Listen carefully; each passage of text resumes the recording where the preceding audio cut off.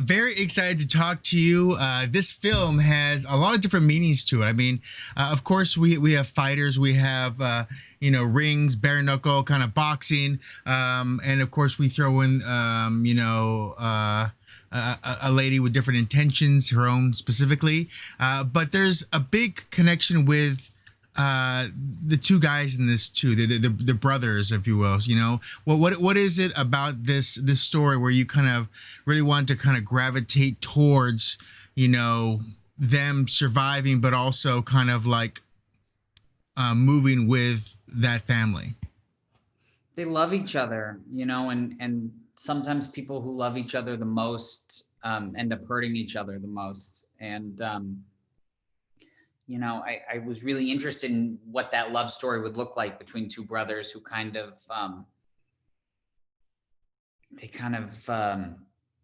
don't know exactly how to articulate their feelings for the other one, except and kind of the actions that they do. And that idea is like sort of like when there's someone that I always saw Charlie more kind of like a single mother in a way, that, is trying to raise this person to just go on this certain journey, and he's kind of forcing his worldview on them because he thinks he knows what's best. And as sort of Lion finds his voice through the movie, we kind of everything kind of comes to a head. And that's always kind of the thing too. Like he is the mother, but he's got faults as well. I mean, is that something that you kind of liked about Charlie's character? Is the fact that someone who wants to mother but doesn't have the ability not to get in his own way, perhaps? Of course, yeah. Kind of knows the best thing for this kid is and not kid, this young man, is for him to um be on his own. But until he kind of can realize that this gift that he has is his only way out of the life that he wants to leave so badly, that he has to kind of be there and force his hand.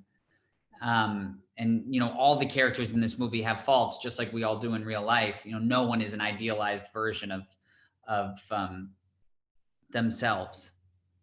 Now, shooting, boxing and fighting, how did you want to approach this? I mean, there's so many amazing movies and, different DPs who have done amazing things, but you also want to carry kind of the pain of these two into every fight as well. And the way they have to kind of grasp and grovel to get to the next stage. Yeah, every fight scene was there to build character and to move the story. There was nothing that was there because it was cool or because we thought this would be. It was only to kind of expand Lion's development. And we watched movies as references for the fight stuff, but we had never, with the exception of Hard Times and a couple of fight scenes in Barry Lyndon, there was nothing that we had seen necessarily that took place in the locales that we wanted these fight scenes to happen. This isn't Madison Square Garden. This is in the back of a Chinese restaurant in San Francisco, Chinatown, or this is in the back of a mechanic shop, or some old basement in an Italian kitchen in Fall River, Massachusetts. And each time we did a scene, we were lucky enough that Jack did all of his own stunts for the movie, and all of the physicality was his. So we didn't have to cut around. We didn't have to make it one of those things where we're trying to avoid seeing his face. We wanted to see his face as much as possible, because I think seeing how the fighting reflects on somebody who doesn't want to be doing this to begin with, I think was a really important device for us in a storytelling way. And he definitely did carry that pain and that look of someone who is constantly beaten but is used to it, I guess is the best way to kind of say it too. Can you talk a little bit about placing this story? Because when you first begin, it could be any time until you see a computer or a phone, or it could be, any location really as well. When you kind of place these two, their struggles and everything they're going for.